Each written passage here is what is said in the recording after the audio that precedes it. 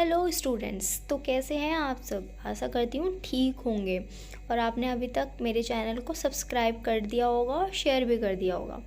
तो चलिए बढ़ते हैं नेक्स्ट चैप्टर की तरफ, जो कि एसिड्स बेस एंड साल्ट है। ठीक है, तो थोड़ा हम इंट्रोडक्टरी पार्ट भी पढ़ लेते हैं कि इस चैप्टर में है क्या ऐसा। मतलब कि केमिकल प्रॉपर्टीज़ के बेस पे ना इन सभी कंपाउंड्स को तीन ग्रुप में हम क्लासिफाइड किया हुआ है। पहला एसिड, दूसरा बेस और तीसरा साल्ट। ठीक है, तो इसको हम वन बाय वन पढ़ेंगे। उससे पहले हमें ना कुछ इंडिकेटर्स के बारे में हम पढ़ लेते हैं कि भाई पता भी तो चलना चाहिए कि कब कौन सा एसिड है, कौन सा बेस है। ठीक है, तो इंडिकेटर्स। अब आप सोच रहे होंगे कि इंडिकेटर्स होता क्या है। तो इंडिकेटर है ना, एक डाई होता है, मतलब कि एक कलर, जो कलर ही टाइप का मान लीजिए। ठीक है, जो कि है ना दूसरे कलर को चेंज कर देता है जब उसे एसिड या बेस में डाला जाता है तो। ठीक है, तो और एक इंडिकेटर यह भी बताता है कि जो सब्सटेंस है ना, जो हम जब हम एसिड और बेस को हम टेस्ट कर रहे होते हैं तो उस सब्सटेंस का कैसे पता लगाता है कि वो जब कलर चेंज हो गया हो। ठीक है, तो तीन कॉमन चीज़ें हैं, इंडिकेटर्स, थ्री कॉमन इंडिकेटर्स हैं, जो कि litmus, methyl orange and phenolphthalein है। ठीक है, तो एक एसिड वो होता है जो कि ब्लू को रेड में चेंज कर देता है। ठीक है, अगर उस कोई भी सॉल्यूशन है, अगर उसमें एसिड है तो इसका मतलब कि जब हम लिटमस पेपर डालेंगे तो लिटमस पेपर वो चेंज हो जाएगा। लिटमस पेपर किस में चेंज होगा? अगर वो ब्लू लिटमस पेपर है तो वो रेड में चेंज होगा। अगर रेड है तो रेड ही रह जाएगा, उसमें तो कोई चेंज ही नहीं होगा। ठीक है, तो बेस क्या करता है कि रेड लिटमस पेपर को ब्लू में चेंज कर देता है। ठीक, मिथाइल ऑरेंज इंडिकेटर क्या करता है कि वो एसिडिक सॉल्यूशन में रेड कलर देता है। क्या देता है? Red colour. ठीक है, और बेसिक सॉल्यूशन में क्या देता है? Yellow colour. कौन देता है? Methyl orange. ठीक है, नेक्स्ट है फिनोप्थिलिन। ये भी एक इंडिकेटर है जो कि एसिडिक सॉल्यूशन में तो कलरलेस होता है और इसका जनरल कलर भी कलरलेस ही होता है। ठीक, तो और ये बेसिक सॉल्यूशन में क्या देता है? पिंक कलर देता है। क्या देता है? Pink colour. ठीक, अब हम बात करेंगे कि नेचुरल इंडिकेटर्स क्या होते हैं। तो नेचुरल इंडिकेटर्स जैसे कि हमारा टर्मरिक, हल्दी। ठीक है, जब आप हल्दी किसी भी वाइट शर्ट पे हल्दी या फिर खाना गिरा देते तो उसमें पैचेस पड़ जाते हैं। जब मम्मी धोती हैं तो थोड़ा ब्राउनिश कलर हो जाता है, तो कभी कभी छूटता भी नहीं, तो इसलिए हमें ब्राउनिश कलर दिखाई देता है। ठीक है, तो वो जो टर्मरिक है वो क्या है? एक नेचुरल इंडिकेटर्स है। लिटमस भी नेचुरल इंडिकेटर है। और क्या है? Red cabbage extract. ठीक है, ये भी क्या है? नेचुरल इंडिकेटर है। अब आता है ऑल फैक्ट्री इंडिकेटर्स क्या होता है। अब ये जो ऑल फैक्ट्री जो टर्म आया है, जो नया वर्ड आपको लग रहा है, इसका मतलब क्या है? इसका मतलब स्मेल से है। क्या इसका मतलब किससे है? स्मेल से। ठीक है, यानी कि वो सब्सटेंस जो एसिडिक और बेसिक सॉल्यूशन में जाते ही उसका ऑर्डर चेंज कर दे। ऑर्डर मतलब स्मेल चेंज कर दे। ठीक है, एग्जाम्पल में है अनियन एंड वेनिला एक्सट्रैक्ट। ठीक है, अब हम पढ़ेंगे एसिड्स के बारे में। किसके बारे में? एसिड्स के बारे में। एसिड वो सब्सटेंस होते हैं, वो केमिकल सब्सटेंस होते हैं जिनका जो टेस्ट होता है वो खट्टा होता है। क्या होता है? खट्टा होता है। ठीक है, जैसे आपने लेमन खाया होगा तो लेमन भी खट्टा लगता है, बिल्कुल उसमें एसिड होता है। ठीक है, लेकिन वो जो एसिड होता है वो ऑर्गेनिक एसिड होता है, वो हम आगे पढ़ेंगे। अब जो एसिड है वो ब्लू लिटमस पेपर को किस में चेंज करता है? रेड में चेंज कर देता है। किस में चेंज करता है? रेड में चेंज करता है। अब जो प्लांट मटेरियल में जो एसिड्स प्रेजेंट होते हैं और जो एनिमल्स में एसिड प्रेजेंट होता है उन्हें हम क्या बोलते हैं? Organic acid. ठीक है, ऑर्गेनिक एसिड मतलब कि जो चीज़ हमें नेचर से मिलती है, यानी कि नेचुरली अकरिंग एसिड्स होते हैं ये। ठीक, ऑर्गेनिक एसिड्स वीक एसिड्स होते हैं और ये अगर हम इन्हें खाते हैं या पीते हैं तो ये हमारी बॉडी को हार्म नहीं करती है, तो ये हार्मफुल नहीं होती है, हार्मलेस होती है। ठीक है, कुछ एग्जांपल्स हैं acetic acid, citric acid, lactic acid, tartaric acid, oxalic, formic acid. तो ये सब क्या है? एसिड्स के कुछ नेम्स हैं। ठीक है। अब ये जो एसिडिक एसिड है वो कहाँ पाया जाता है? विनेगर में पाया जाता है। कहाँ पे? विनेगर में। सिट्रिक एसिड कहाँ पाया जाता है? लेमन में, ऑरेंजेस में। लैक्टिक एसिड तो आपने बहुत सुना होगा, 9th क्लास 8th क्लास में पढ़ा होगा, ठीक है। मिल्क में पाया जाता है, खट्टे मिल्क में पाया जाता है, दही में पाया जाता है, ठीक है। टार्टेरिक एसिड किस में पाया जाता है? टेमारिंड में, या फिर अनराइप ग्रेप्स यानी कि जो पके हुए, बिना पके हुए जो अंगूर होते हैं ना, उसमें पाया जाता है। कौन सा acid? Tartaric acid. Oxalic acid tomatoes में पाया जाता है। फॉर्मिक एसिड को हम क्या बोलते हैं? मिथेनोइक एसिड भी बोलते हैं, ठीक है। तो मिथेनोइक एसिड किस में पाया जाता है? आंट स्टिंग में, यानी कि जो चींटी वगैरह काट लेती है ना, उनमें पाया जाता है, ठीक है। मिनरल एसिड, जो एसिड मिनरल्स से हम प्रिपेयर हो उसे हम बोलते हैं मिनरल एसिड, ठीक है। एग्जाम्पल में hydrochloric acid, sulphuric acid, nitric acid, carbonic acids, तो ये मिनरल्स एसिड के कुछ एग्जाम्पल्स हैं, ठीक है। अब हम पढ़ेंगे कि एसिड्स के टाइप क्या होते हैं, यानी कि प्रकार क्या होते हैं, यानी कि वो कितने टाइप्स के होते हैं, ठीक है। तो 2 टाइप्स के होते हैं, स्ट्रॉन्ग एसिड और वीक एसिड, ठीक है। स्ट्रॉन्ग एसिड के एग्जांपल्स HCl, H2SO4, HNO3, यानी कि hydrochloric acid, sulphuric acid, nitric acids. तो ये कुछ स्ट्रॉन्ग एसिड्स के नेम है। अब आप सोच रहे होंगे कि स्ट्रॉन्ग एसिड कैसे भाई?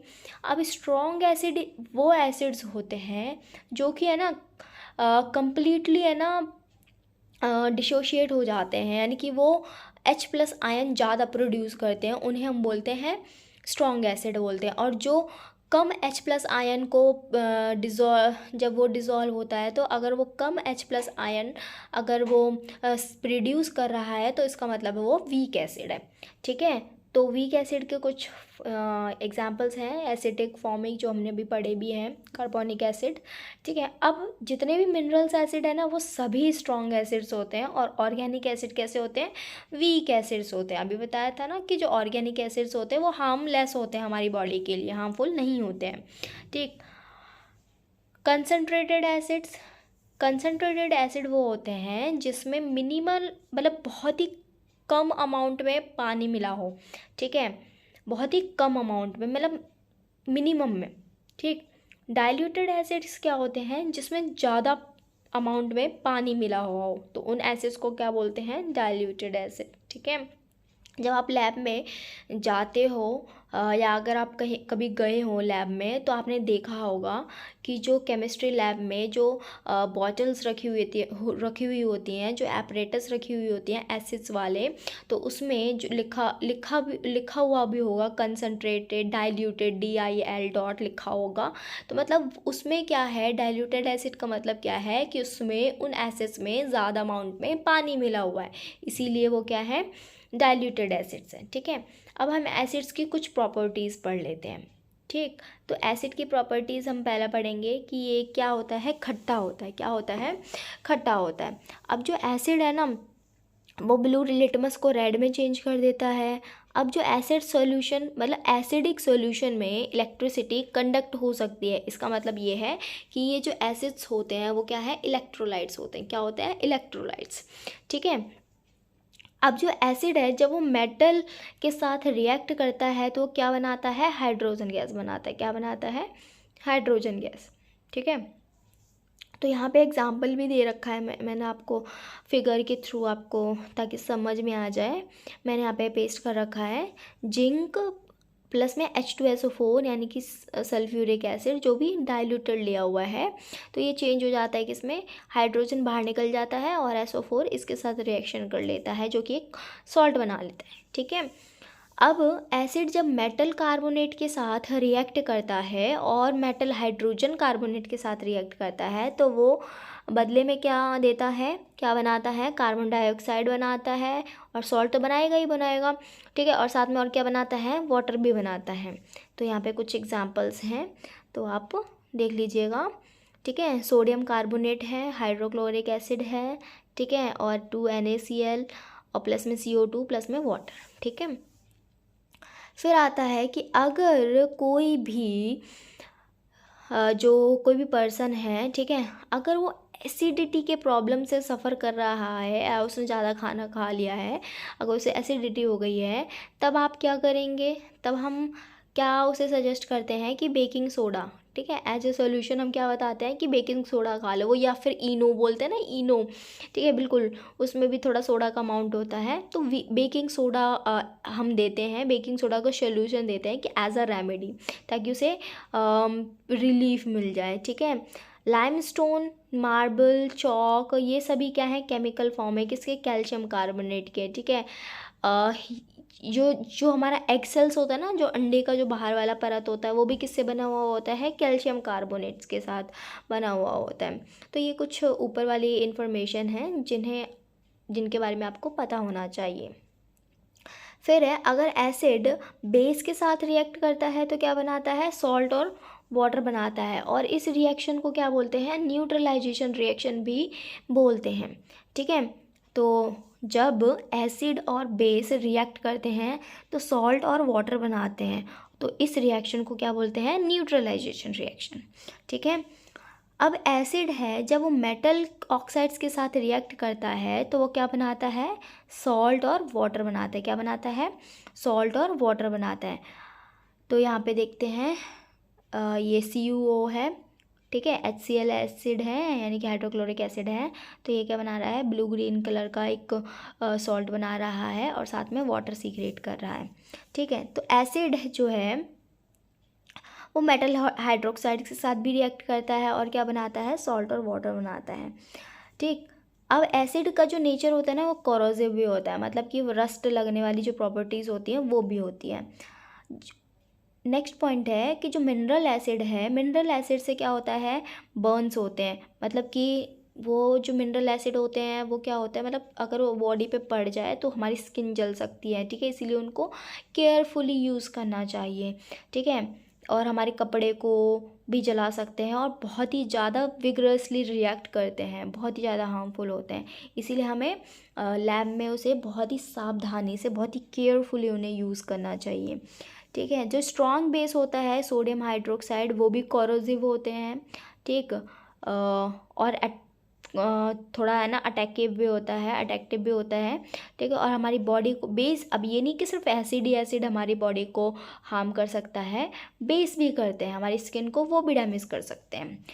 अब नेक्स्ट है हमारा कि इन एसिड्स में कॉमन क्या है, भाई इन एसिड्स में तो एक ही बात कॉमन है कि वो डिसोशिएट होने पर H+ आयन देते हैं, क्या देते हैं, H+ आयन देते हैं, ठीक है। तो यानी कि एसिड वो सब्सटेंस होता है, जब वो डिसोशिएट होते हैं, जब पानी में उन्हें डिसॉल्व किया जाता है तो वो H+ आयन्स को प्रोड्यूस करते हैं, ठीक है। तो ये कॉमन चीज़ है। अब जो ग्लूकोज और अल्कोहल होता है एक्वियस, उनका जो एक्वियस सोल्यूशन होता है वो एसिडिक कैरेक्टर भी शो नहीं करते हैं, क्योंकि हाइड्रोजन जो होता है ना उनमें से सेपरेट नहीं हो पाता है, जब वो जो सॉल्यूशन पानी में जब वो डिज़ोल्व होता है तो वो H+ आयन शो नहीं करता है, इस वजह से वो एसिडिक कैरेक्टर शो नहीं करता, ठीक है। अब सभी एसिड्स में H+ आयन तो होते हैं, तो इसका मतलब ये नहीं है कि सारे कंपाउंड क्या है, एसिड हो। अब जो एक्वस सोल्यूशन में जो एसिड होता है ना वो इलेक्ट्रिसिटी कंडक्ट करता है, ठीक है, क्यों करता है, क्योंकि उनमें जो चार्ज्ड पार्टिकल होते हैं, जो H+ आयन होता है ना वही चार्ज पार्टिकल होता है उनमें, उनको हम आयन्स बोलते हैं, तो उनकी प्रेजेंस की वजह से इलेक्ट्रिसिटी फ्लो होती है। अब आयन्स की एब्सेंस में, भाई आयन की एब्सेंस होती है किस में, ग्लूकोज और अल्कोहल में, ठीक है। तो इसीलिए ग्लूकोज और जो अल्कोहल का जो सोल्यूशन है वो इलेक्ट्रिसिटी कंडक्ट नहीं करेगी, इस बात का आपको ध्यान रखना है। नेक्स्ट पॉइंट है कि डिस्टिल्ड वाटर में भी इलेक्ट्रिसिटी कंडक्ट नहीं होगी, क्यों नहीं होगी भाई, डिस्टिल्ड वाटर में तो आयन्स ही नहीं है, जब आयन्स नहीं होंगे तो इलेक्ट्रिसिटी फ्लो नहीं होगा, ओके। नेक्स्ट पॉइंट है rain water can conduct electricity, rain water में इलेक्ट्रिसिटी कंडक्ट हो सकती है, क्यों हो सकती है, क्योंकि वो उसमें कार्बोनिक एसिड प्रेजेंट होता है। अब कार्बोनिक एसिड है तो इसका मतलब एसिड है, तो H+ आयन तो ज़रूर प्रोड्यूस करेगा, तो जिसकी वजह से जो रेन वाटर है उसमें इलेक्ट्रिसिटी फ्लो हो सकती है। आज के लिए इतना, आगे हम नेक्स्ट लेक्चर में पढ़ेंगे। और अगर आपको कुछ भी डाउट हो, या फिर अगर आपको नोट्स चाहिए, या फिर आपको लगता है कि मुझे मैंने कुछ टॉपिक छोड़ दिए हैं, तो आप प्लीज़ कमेंट सेक्शन में मुझे मैसेज ड्रॉप कर दीजिएगा, मैं रीड कर लूँगी और फिर उस पर मैं ध्यान भी दूँगी। ठीक है, तब तक के लिए लाइक, सब्सक्राइब, शेयर ज़रूर कीजिएगा। Thank you.